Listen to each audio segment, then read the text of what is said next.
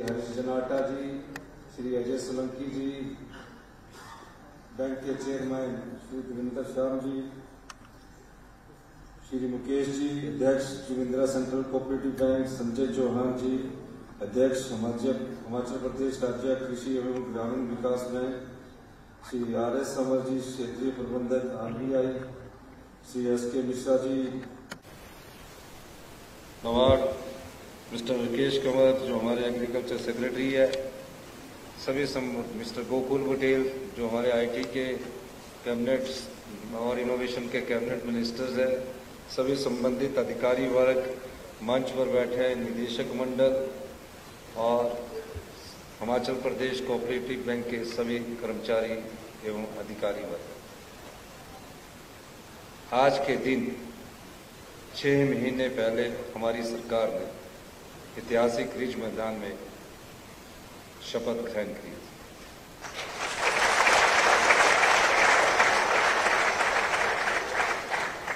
आज हमें मुझे और मेरे साथी भाई मुकेश अग्निहोत्री जी उप मुख्यमंत्री के रूप में शपथ ग्रहण हमने किया था।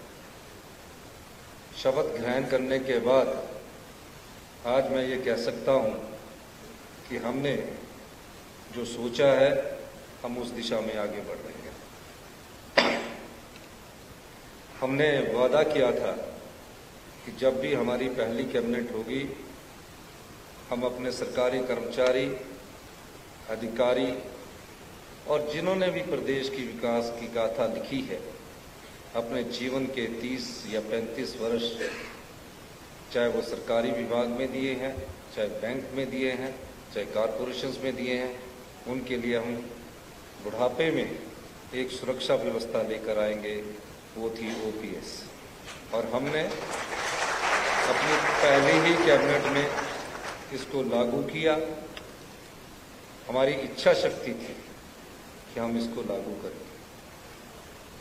ये बात मैं इसलिए कह रहा हूं क्योंकि सरकार बनने के बाद जो हमारा वादा पहला था उसको हमने पूरा किया और सरकार कृत संकल्प है जो हमने आने वाले समय में कहा है उसको करके पूरा करेगी। जब मैं अधिकारियों के साथ बैठक कर रहा था, फाइनेंस अधिकारियों के साथ बैठक कर रहा था, तो प्रदेश की परिस्थितियां को देखकर ऐसा लगा कि हमारे प्रदेश की जो आर्थिक हालत है वो बहुत बदहाली के दौर से गुजर रही है। आज भी ऐसी ही स्थिति है। आप देखते होंगे कई जगह पेंशन समय पर नहीं मिल रही है, कई जगह पे समय पर नहीं मिल रही है। इसका कारण क्या है? इसका कारण एक ऐसी व्यवस्था पिछले 40 साल से चला रही थी जिसने प्रदेश के संसाधनों को बढ़ाने की दिशा में कभी सोचा भी नहीं। हमारी आर्थिक संपदा लूटती गई, हमें पता भी नहीं लगा और आज हम आर्थिक बदहाली और कंगाली के दौर से गुजर रहे हैं। मैं ये बात इसलिए कह सकता हूं, दिन रात मैं खुद और मेरे कैबिनेट के मंत्रिमंडल के सदस्य मेहनत कर रहे हैं, बैठकें कर रहे हैं, किस प्रकार प्रदेश को आर्थिक मोर्चे पर मजबूती प्रदान की जाए और किस प्रकार हिमाचल प्रदेश को अपने पैरों पर खड़ा किया जा सके। मेरा सरकार का ये उद्देश्य है, इसी दृष्टि से हम कार्य कर रहे हैं और हम इस दिशा में आगे भी बढ़ रहे हैं। बजट प्रस्तुत करने से पहले तकरीबन हमने कोई 10 बैठकें की होगी। रात के 1-1 बजे तक बैठकर देखा कि कैसे परिस्थितियों से आगे बढ़ा जाए और हमने पहला अपना बजट प्रस्तुत किया। और पहले बजट में हमने 40 साल बाद एक ऐसा बजट प्रस्तुत किया जिसमें व्यवस्था परिवर्तन की दिशा में कदम बढ़ाए गए। और मुझे खुशी इस बात की है कि हम उसमें और आगे बढ़ रहे हैं। इसीलिए मैं जब कोऑपरेटिव बैंक के चेयरमैन देवेंद्र श्याम जी MD साहब मेरे पास आए, मैंने कहा आप NPA कम कर लीजिए, लेकिन आपको आपके बैंक को भविष्य की चुनौतियों का सामना करने के लिए तैयार रहना चाहिए। आज आपका मुकाबला प्राइवेट बैंक से है और सरकार आपके साथ कंधे से कंधा मिलाकर खड़ी है। आने से पहले पिछले दिनों में पोल्यूशन कंट्रोल बोर्ड के कार्यक्रम में गया, उनके पैसे के बारे में बातचीत की और मैंने उनसे कहा कि आप अपना पैसा हिमाचल प्रदेश कोऑपरेटिव बैंक और दूसरे कोऑपरेटिव बैंक में जमा करें। वो मुख्यमंत्री महोदय से भी बात हो रही थी कि हमने अपने बैंक जितने भी है, चाहे कांगड़ा कोऑपरेटिव बैंक है, जोगिंद्रा कोऑपरेटिव बैंक है या और भी सोसाइटी के हमारे जो अपने बैंक है, उनको हम मजबूती प्रदान करेंगे। जब आप हमें 2 करोड़ का रिलीफ दे रहे थे तो मुझे बहुत रिलीफ मिल रहा था।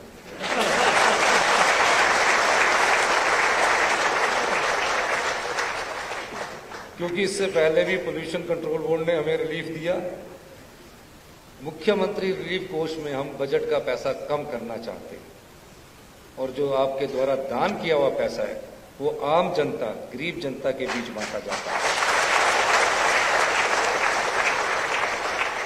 तो जब मैं बजट की बात कर रहा था, और बजट बहुत कम लोग पढ़ते हैं, कई प्रकार की चर्चाएं इस बजट के संबंध में हुई और कई प्रकार की बातें इस बजट के संबंध में हुई, लेकिन आप बजट पढ़ेंगे तो वो ग्रामीण अर्थव्यवस्था को मजबूत करने वाला बजट पेश किया गया है। कई अधिकारी जो सरकार में बैठे होते हैं वो समझते हैं कि ये ऐसा नहीं हो सकता, पर हमारे जीवन का अनुभव है, हमने अपने जीवन में अनुभव के अनुसार ये कह सकते हैं कि 90% हिमाचल की जनता ग्रामीण गांव में निवास करती है। और गांव की समस्याएं क्या है, गांव की आर्थिकी कैसे मजबूत हो, ये बजट इस दिशा की ओर इंगित करता है। आपने बजट को इस कई प्रकार से कई लोगों ने नहीं देखा होगा, लेकिन हमारी योजनाओं में आने वाले समय में हिमाचल प्रदेश कोऑपरेटिव बैंक, सहयोगी बैंक बहुत बड़ी महत्वपूर्ण भूमिका अदा करने जा रहे हैं। बजट में हमने कहा है कि जो हमारी योजनाएं हैं उसमें सरकार एक सोवरेन गारंटी दे और हमारी योजनाओं को अमली जामा हमारा अपना कोऑपरेटिव बैंक और सहयोगी बैंक उसमें महत्वपूर्ण भूमिका निभाए। अब क्या योजनाएं हैं? एक है रिटेल बैंकिंग। उस रिटेल बैंकिंग में हमने कहा कि आप हिमाचल प्रदेश कोऑपरेटिव बैंक को नोडल बैंक बनाइए। योजनाएं हमारी है कि हिमाचल प्रदेश का युवा स्वरोजगार की तरफ जाए। अब स्वरोजगार की तरफ कैसे जाएगा? हिमाचल की ग्रामीण अर्थव्यवस्था मजबूत हो, वो कैसे मजबूत हो, इस दिशा में हमारी सरकार ने सोचना शुरू किया और मुझे खुशी है कि हमारी योजना सही रास्ते पर आगे बढ़ रही है। क्या है ये योजना? गरीब बच्चे पढ़ाई करना चाहते हैं, +2 के बाद कोई बहुत अच्छे मेरिट में होते हैं, लोन तो कई बैंक देते हैं। हमने कहा कि जो गरीब बच्चा डॉक्टरी की पढ़ाई करना चाहता है, इंजीनियरिंग की पढ़ाई करना चाहता है, ITI करना चाहता है, कॉलेज में पढ़ना चाहता है, वो पैसे के अभाव में अपनी पढ़ाई को रोक ना सके, इस दृष्टिकोण से हिमाचल प्रदेश की सरकार ने उन्हें 1% ब्याज की दर से 20 लाख रुपए का लोन उपलब्ध करवाने की बात कही है। यानी कि आप बैंक से संबंधित है, इसलिए मैं आपको बताना चाहता हूं, आपके पास कोई गरीब बच्चा है जो मेरिटोरियस है, पढ़ना चाहता है, तो उसको 1% ब्याज की दर से 4 लाख की जिसकी आय होगी, 4 लाख वाली के आय वालों को हम 20 लाख रुपया उसकी पढ़ाई के लिए लोन देंगे। उसके लिए बैंक कौन होगा? उसके लिए बैंक कौन होगा? पिछली कैबिनेट में चर्चा हुई और इस इतवार को भी हमने इसी स्थिति को निपटने के लिए हमने बैठक बुलाई। हम क्यों संडे को बैठक कर रहे हैं? हम चाहते हैं कि हिमाचल प्रदेश आत्मनिर्भर बन सके। उसी तरह हमने बजट में कहा है कि 2026 को हिमाचल प्रदेश को ग्रीन स्टेट के रूप में विकसित करेंगे। जो कमर्शियल व्हीकल्स है, अगर हमने इस दिशा में बढ़ना है, जो कमर्शियल व्हीकल्स है उसमें हमें कैपिटल असिस्टेंस देना पड़ेगा, सब्सिडी देनी पड़ेगी। हमने इस दिशा में काम किया और आने वाले समय में जो इतनी भी टैक्सी चालक है, जो इलेक्ट्रिकल व्हीकल है, उनके परमिट हम उनको जारी करने जा रहे हैं। अगर एक गाड़ी 14 लाख रुपए की होगी, हिमाचल प्रदेश सरकार उसे 7 लाख यानी कि 50% टैक्सी के लिए अपना धन उपलब्ध कराएगी। अब जब ग्रीन स्टेट 2026 की तरफ बढ़ना है तो उसके कई कंपोनेंट हैं। बस के लिए अगर 1 करोड़ रुपए की बस होगी, हम उसके लिए 50 लाख रुपया उपलब्ध करवाएंगे। ट्रक के लिए अगर 1 करोड़ की ट्रक होगा तो 50 लाख रुपया उसके लिए सब्सिडी उपलब्ध करवाएंगे।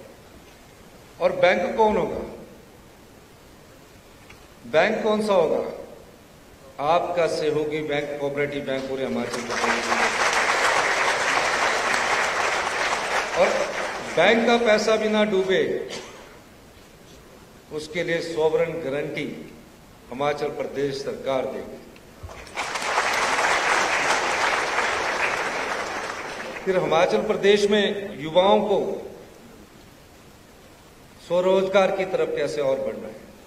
हिमाचल में लैंड होल्डिंग कम है, हम एक और योजना लेकर आ रहे हैं। हिमाचल का युवा 10-15 हजार रुपए के लिए चंडीगढ़ में भटकता है, बद्दी में नौकरी के लिए आता है। हमने पूरा कैलकुलेशन किया और एक अंदाजा लगाया कि जिसके पास 15 बीघे जगह है, अगर वो 1 मेगावाट का सोलर पावर प्रोजेक्ट लगाता है तो उसे साल की 55 से 60 लाख रुपए आय होगी। उसकी जितनी भी आय है वो बिजली बोर्ड द्वारा सारी बिजली उससे खरीदी जाएगी और उतना 55 लाख रुपया सरकार उसके खाते में जमा करवाएगी। ये 15 बीघे में है। इसी तरह 8 बीघे में अगर कोई सोलर पावर प्रोजेक्ट लगाता है तो उसको सरकार से 30 लाख रुपए बिजली बोर्ड के द्वारा उपलब्ध करवाए जाएंगे। अब खर्चा कितना आता है 1 मेगावाट में और 500 किलोवाट में? 15 बीघे में खर्चा आता है 4 करोड़ रुपए। 4 करोड़ रुपए के अनुसार उसे 1 करोड़ 60 लाख रुपया 40% सब्सिडी हिमाचल प्रदेश सरकार उपलब्ध करवाएगी। और 500 किलोवाट में खर्चा कितना आएगा? 2 करोड़। उसे कितनी सब्सिडी दी जाएगी? 80 लाख रुपया सब्सिडी उसको दी जाएगी। आय कितनी होगी? 30 लाख रुपया। अगर उसके पास और कम जगह है, वो इस दिशा में अभी सोचता भी नहीं है, सारी बिजली सरकार खरीदेगी, बिजली बोर्ड खरीदेगा, सारा पैसा सरकार द्वारा जिस बैंक से लोन दिया जाएगा उसका एस्क्रो अकाउंट बन जाएगा, उसको हर महीने जो प्रॉफिट है वो मिलता जाएगा और जो पैसा उसका लोन का है वो कटता जाएगा। उसी तरह अगर 4 बीघे किसी के पास जगह है, उसमें 250 किलोवाट का सोलर पावर प्रोजेक्ट लगता है, तो 250 किलोवाट का सोलर पावर प्रोजेक्ट आपका 1 करोड़ में लगता है। उसको हम 40 लाख रुपया सब्सिडी देंगे, आय 15 लाख रुपया हो। 100 किलोवाट से लेकर 1 मेगावाट तक हिमाचली युवाओं को 40% सोलर पावर में हमारी सरकार अनुदान देने जा रही है। जो आने वाले समय में हमारी योजना है, उसकी सारी बिजली हिमाचल प्रदेश बिजली बोर्ड खरीदेगा और जो उसकी आय होगी उसका चेक सरकार द्वारा उस बेरोजगार युवा को दिया जाएगा। ये ग्रीन स्टेट की ओर बढ़ने की दिशा में हमारा कदम है। मैंने पिछले दिनों उद्योगपतियों की मीटिंग में तभी मैंने कहा कि हमने अपनी संपदा को लुटा दिया है। मुझे बड़ा दुख हुआ, ऐसी इन्वेस्टमेंट नीति पिछली सरकार लाई जहां हमारी जगह कौड़ियों के भाव उद्योगपतियों को दे दी गई और अभी तक उद्योग एक भी नहीं लगा। 1000 करनाल जगह 40 लाख की लीज पर दे दी जाती है, यानी कि उसकी अगर 1 बीघे की कीमत लगाई जाए तो 10 रुपए बीघा के हिसाब से वो दे दी जाती है। तो हिमाचल प्रदेश विकास कहां करेगा? हमारे पास बहता हुआ पानी हमारा बहता हुआ सोना है। 12,000 मेगावाट के पावर प्रोजेक्ट हमारे हार्नेस हो चुके हैं, 4,000 के पाइपलाइन पर है। हमारे पास सिर्फ 8-9 हजार के हाइड्रो पावर प्रोजेक्ट बचे हुए हैं। 12% बिजली मिलती है हमें, 12% बिजली मिलती है। एक पावर प्रोजेक्ट 12 साल में फ्री हो जाता है, 12 साल में फ्री हो जाता है। उसके बाद उसका प्रॉफिट 90% होता है। हिमाचल के लोगों को क्या मिलता है? इस अधिकार के लिए मैं 2 बार देश के पावर मंत्री से मिल चुका हूं। मैं किन्नौर में गया, मैंने उनसे कहा जिसका पे बैक पीरियड पूरा हो चुका है, यानी कि जिसका लोन पूरा हो चुका है, वहां हमें 12% रॉयल्टी नहीं चाहिए, वहां हमें उस रॉयल्टी की कीमत, आपको रॉयल्टी को बढ़ाना पड़ेगा। यही नहीं, जो पावर प्रोजेक्ट बन गए हैं उनको जिंदगी भर के लिए उन प्राइवेट पावर प्रोजेक्टों को आप हमारी सरकार, हमारे जो पिछले CPSU है उन्होंने अपने पास रख लिया है। हमने कहा हम ऐसा नहीं होने देंगे। हमें सिर्फ 12% मिले, 100 में से 12% रॉयल्टी हमें मिले, 88% वो ले जाए। उस अधिकार की लड़ाई हम लड़ने जा रहे हैं। शालन प्रोजेक्ट जिसकी लीज की मनी पूरी हो गई है, वो भी हमें नहीं मिलने जा रहा है। हमने स्पष्ट शब्दों में कहा है कि हमारे जो अधिकार है, हिमाचली के जो अधिकार है, हमारा पहला दायित्व ये बनता है कि हम उन अधिकारों की रक्षा करें और भविष्य की पीढ़ी के साथ अन्याय ना करें। हम उस लड़ाई को लड़ेंगे, जीतेंगे। ये मैं इसलिए कह सकता हूं कि मेरी इच्छा शक्ति और दृढ़ निश्चय में कोई कमी नहीं है और हम इस दिशा में कांग्रेस की सरकार हिमाचल के अधिकारों की लड़ाई लड़ेगी और आगे बढ़ेगी। मैंने RK सिंह जी से बात की, मैंने स्पष्ट तौर पर कहा वाटर सेस हमारा अधिकार है। आप हमारे अधिकारियों को डरा सकते हैं, लेकिन हमारे राजनीतिक लोगों को डरा नहीं सकते। आप हमारे अधिकारियों पर दबाव बना सकते हैं, लेकिन मुझ पर दबाव नहीं बना सकते, हमारे कैबिनेट मिनिस्टरों पर दबाव नहीं बना सकते। वाटर सेस हमारा अधिकार है, उस अधिकार को हम लेकर रहेंगे। पावर प्रोजेक्ट में हमारी रॉयल्टी है, उस रॉयल्टी को हम लेकर रहेंगे और हम अपने पैरों पर खड़ा होंगे। इसीलिए मैंने कहा कि हमारी अर्थव्यवस्था 4 साल में पटड़ी पर आएगी। 11 दिसंबर 2022 से आज 11 दिसंबर 2023 हो गई है, 6 महीने हमारी सरकार को हुए हैं। मैं कहना चाहता हूं कि 4 साल में हम अपनी अर्थव्यवस्था को पटड़ी पर लाएंगे और 10 साल में हिमाचल प्रदेश हिंदुस्तान का सबसे समृद्धशाली और अमीर राज्य होगा। हमारी सोच इस दिशा में आगे। और जो आपका बैंक है, हिमाचल प्रदेश कोऑपरेटिव बैंक जो है, वो उसमें महत्वपूर्ण भूमिका निभाएगा। हमें लड़ाई लड़ने के साथ साथ प्रदेश का समान विकास करना है। हमने अपने प्रदेश को हरित राज्य के रूप में विकसित करना है। इसीलिए हमने कल रात को फैसला किया कि ग्रीन इंडस्ट्रीज के रूप में जो इंडस्ट्री होगी, उस इंडस्ट्री को हमारी सरकार बढ़ावा देगी। ग्रीन इंडस्ट्रीज के रूप में हमारे पास कौन सी इंडस्ट्री है? हमारे पास टूरिज्म नंबर 1 पर है। पर्यटन हमारा सबसे पहला क्षेत्र होगा, जहां सरकार की तरफ से भी इन्वेस्ट करेंगे और प्राइवेट इन्वेस्टमेंट जो आएगी उन्हें खुले हाथों स्वागत उसका करेंगे। दूसरा हाइड्रो, तीसरा IT, चौथा फूड प्रोसेसिंग और पांचवा डाटा सेंटर और आईटी सेक्टर है। इन 5 इंडस्ट्रीज को हम ग्रीन इंडस्ट्रीज के रूप में विकसित करने जा रहे हैं। पिछली सरकार ने क्या किया, मैं इस उन पर दोष नहीं देता। मैं 40 साल की उस व्यवस्था को दोष दे रहा हूं कि अपनी संपदा को हम लूटते देखते गए। हमारे पास था क्या? हमारे पास पानी था, हमारे पास पर्यटन था, हमारा वातावरण था, हमारे पास आबो हवा थी। क्या हम इसी ढर्रे पर बैठे रहेंगे? इसीलिए मैं बार बार कहता हूं कि हम राजनीति में सेवा के भाव से आए हैं। बार बार मेरी एक ही बात होती है कि हम सत्ता सुख के लिए नहीं आए हैं, व्यवस्था परिवर्तन करने के लिए आए हैं। इसलिए मैं आगे बढ़ रहा हूं। अब बैंक की व्यवस्थाओं के लिए भी हमें परिवर्तित करना पड़ेगा। मैंने 16 तारीख को बैठक बुलाई थी सभी बैंकों के, क्योंकि बैंक में रिफॉर्म्स होना बहुत जरूरी है। और पर देवेंद्र श्याम जी ने कहा कि मैं बाहर जा रहा हूं, हम अगले 2-4 दिन में और बैठक बुलाएंगे। हमें लेटेस्ट टेक्नोलॉजी के साथ बैंकों को लेस करना पड़ेगा। हमें डिजिटल में आज हिंदुस्तान पूरे वर्ल्ड में नंबर 1 स्थान पर बना हुआ है, लेकिन अपने बैंक को हम अगर आज इंटरनेट से जोड़ रहे हैं और इसमें हम अपनी पीठ थपथपा रहे हैं, तो कहीं ना कहीं हम गलती कर रहे हैं। डिजिटल में जब हम इतने ज्यादा आगे बढ़ चुके हैं, आपको उस एडवांस टेक्नोलॉजी के साथ आगे बढ़ना पड़ेगा। एआई का इस्तेमाल करना पड़ेगा और 5G टेक्नोलॉजी के साथ अपने बैंक को जो हमारे प्राइवेट बैंक है, उन चुनौतियों के लिए आपको तैयार करना पड़ेगा। उसके लिए सरकार आपके साथ कंधे से कंधा मिलाकर खड़ी है। आपके बैंक में भी आने वाले 6 महीने में रिफॉर्म्स नजर आएंगे।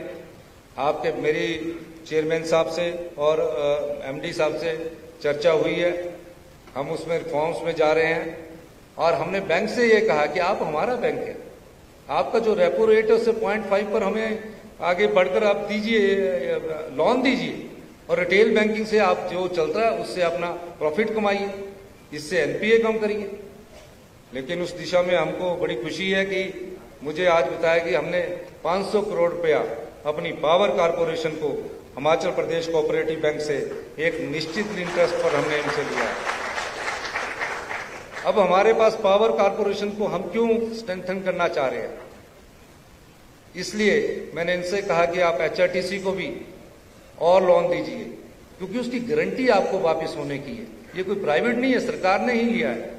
अगर पावर कारपोरेशन में अगर हम 7.5% की ब्याज की दर से कोऑपरेटिव बैंक से हम लोन लेते हैं, तो जो हम 200 मेगावाट के सोलर पावर प्रोजेक्ट इस साल अक्टूबर तक लगाने जा रहे हैं, हम आपको प्राइम बैंक बनाएंगे और उससे हम ज्यादा से ज्यादा लोन लेंगे।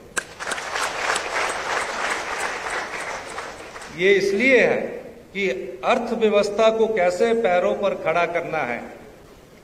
हमारे पास सोलर पावर और हाइड्रो पावर है, इसलिए हमने ये लोन ले रहे हैं। क्योंकि जब हमारा अक्टूबर से मार्च तक हम जो बिजली है, अक्टूबर से मार्च तक हम बिजली, आपको मैं इसलिए बताना चाहता हूं कि हमारी सरकार 7 रुपए 5 रुपए पर यूनिट के हिसाब से दूसरी सरकारों से खरीदती है।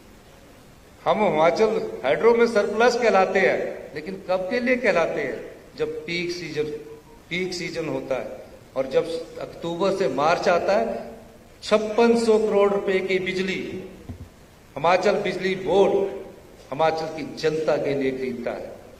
क्यों हम अपने पैरों पर खड़ा नहीं हो सकते? क्या हम इस पैसे को बचा नहीं सकते? इस दृष्टि से हमारी सरकार ने काम करना शुरू किया और 200 मेगावाट का सोलर पावर प्रोजेक्ट, जिसमें से 50 मेगावाट के सोलर पावर के प्रोजेक्ट के काम हो चुका है और 150 के आने वाले समय में हम बनाएंगे। तब सिर्फ 600 करोड़ रुपया बचाएंगे उससे। लेकिन हम पावर सेक्टर में भी रिफॉर्म्स कर रहे हैं। जो प्रोजेक्ट 10-10 साल 20-20 साल तक नहीं बनते थे, हमने फैसला किया है कि शॉन्गटंग का प्रोजेक्ट जो 2027 में कंप्लीट होना था, वो 2025 में कंप्लीट करना है। उस दृष्टिकोण से अभी चीफ सेक्रेटरी साहब भी हमारा दौरा कर चुके गए हैं, जगत नेगी जी भी दौरा करके गए हैं। आप पावर कारपोरेशन वालों को भी हमने कहा है कि आप भी अपना पैसा कोऑपरेटिव बैंक में रखिए। हिमाचल प्रदेश कोऑपरेटिव बैंक जो आपको लोन दे रहा है, हमारी सरकार, ये सब चीजें को रिलेटेड है। अब ग्रामीण अर्थव्यवस्था कैसे मजबूत हो? गांव में क्या करते हैं हमारे जब किसी किसान को अश्योर्ड इनकम नहीं होगी वो सब चीजें छोड़ देगी। और किसान का बेसिक क्या है? पशु है।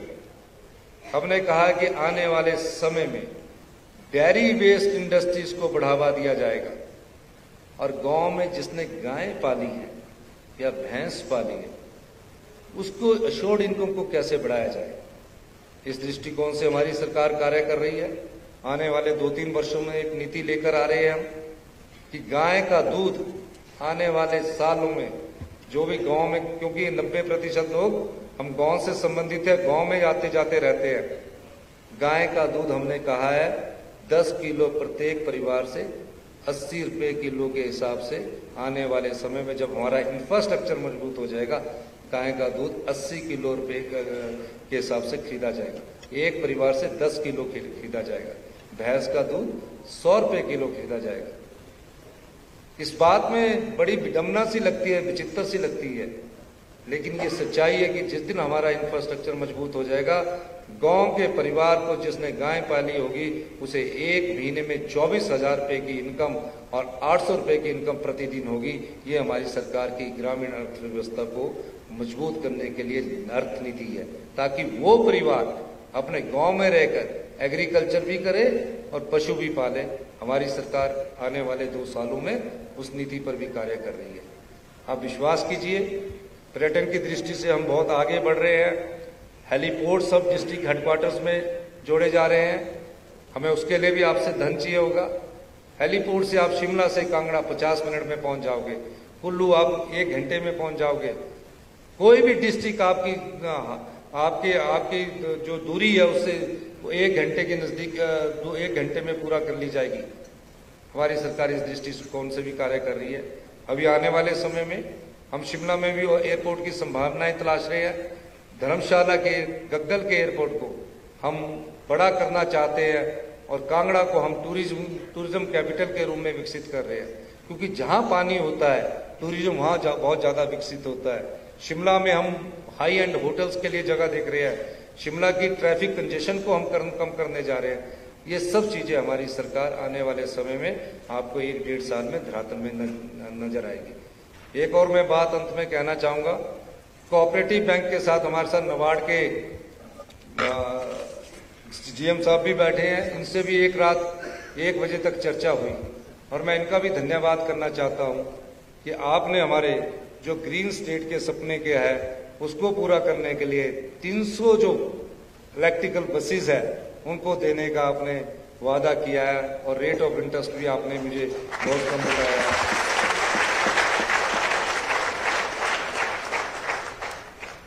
अब 300 बसेस इनसे भी मेरी रात को 12-1 बजे बहुत इस बात में चर्चा हुई कि नबार्ड तो हमें लोन देता है, हमारी मर्जी है, हमारी प्रायोरिटीज है, आप सड़क पर की जगह हमें ये दीजिए।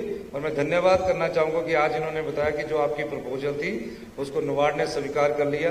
आने वाले समय में हम पूरी इलेक्ट्रिकल फीड जो HRTC है 3 साल में, माननीय उप मुख्यमंत्री जी मुकेश जी बैठे, हमारी चर्चा होती रहती है, 3 साल में हिमाचल प्रदेश में सभी बसेस को इलेक्ट्रिकल में कन्वर्ट कर दिया जाएगा। उस दृष्टिकोण से भी हमारी सरकार कार्य करेगी। ये सब हम इसलिए कर रहे हैं, ये सब जानकारी बैंक से संबंधित नहीं है लेकिन बैंक से रिलेटेड है। आपके बैंक को ये बताना चाह रहे हैं कि आपको हम इसलिए तैयार कर रहे हैं जितने भी ब्रांच है कि आपको इन योजनाओं में धन देने के लिए तैयार रहना है, इसलिए भी हम ये बात आपके ध्यान में लाना चाह रहे हैं। और आपको बहुत ज्यादा हमारी सरकार आने वाले समय में परिवर्तन के दौर से विभाग भी गुजर रहे हैं, ई-गवर्नेंस की तरफ बढ़ रहे हैं। हिम परिवार एक आधार की तरह हम हिमाचल के लोगों के लिए एक यूनिक आईडी लेकर आ रहे हैं, उसकी काम चल रहा है। जुलाई में हमने उन्हें टारगेट दिया है। आप देखेंगे हिमाचल जिसको पिछड़ा हुआ प्रदेश कहा जाता था, भविष्य में ये हिंदुस्तान की राह का सबसे अग्रणी प्रदेश होगा। हमारी सरकार इस दिशा में काम कर रही है। मैं जो हमारे सोसाइटीज है, क्योंकि सोसाइटीज अगर लोन नहीं लेगी उसका हमारी ग्रामीण अर्थव्यवस्था पर बहुत अधिक प्रभाव पड़ेगा। हमने अगर ग्रामीण अर्थव्यवस्था को मजबूत करना है तो हमें सोसाइटियों को मजबूत करना पड़ेगा। उसके लिए जो 118 की परमिशंस है, क्योंकि सब हिमाचली की है, अगर कहीं फंसी होगी उसको तुरंत प्रभाव से हमारी सरकार लागू करेगी। इन्हीं शब्दों के साथ एक बार फिर से मैं कोऑपरेटिव बैंक के सभी कर्मचारियों का, अधिकारियों का, सभी बोर्ड के निदेशक मंडल का धन्यवाद करना चाहता हूं, इस आशा के साथ कि आप सहयोग करिए और जो भविष्य की युवा पीढ़ी है उसको हम कुछ देकर जाना चाहते हैं। आपके सहयोग से हम आगे बढ़ेंगे। निश्चित तौर पर हम पर भारतीय जनता पार्टी लोकतंत्र की परंपरा है, आरोप लगाएगी, दोषारोप लगाएगी, लेकिन हम उससे घबराने वाले नहीं हैं, क्योंकि चुनौतियों का सामना हमें करना आता है और चुनौतियों को पार करना भी हमें आता है। इस दिशा से हमारी सरकार कार्य कर रही है। आप पर आपका सहयोग चाहिए, आम जनता का सहयोग चाहिए, हिमाचली के हर वासी का सहयोग चाहिए।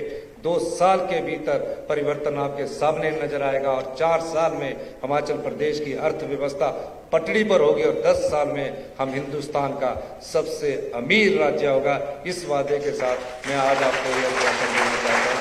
आपने हमारी बात सुनी, मैं चेयरमैन साहब का, जिसमें और हमारे एमडी साहब का, मैं चाहूँगा कि हम उसमें जल्दी से जल्दी रिफॉर्म्स करें और बैंक को दूसरे बैंकों के लिए कोऑपरेटिव बैंक एक चुनौती बनकर उभरे। हमारी सरकार आपके साथ पूरी तरह खड़ी है। इन्हीं शब्दों के साथ बहुत बहुत धन्यवाद। जय हिंद, जय भारत।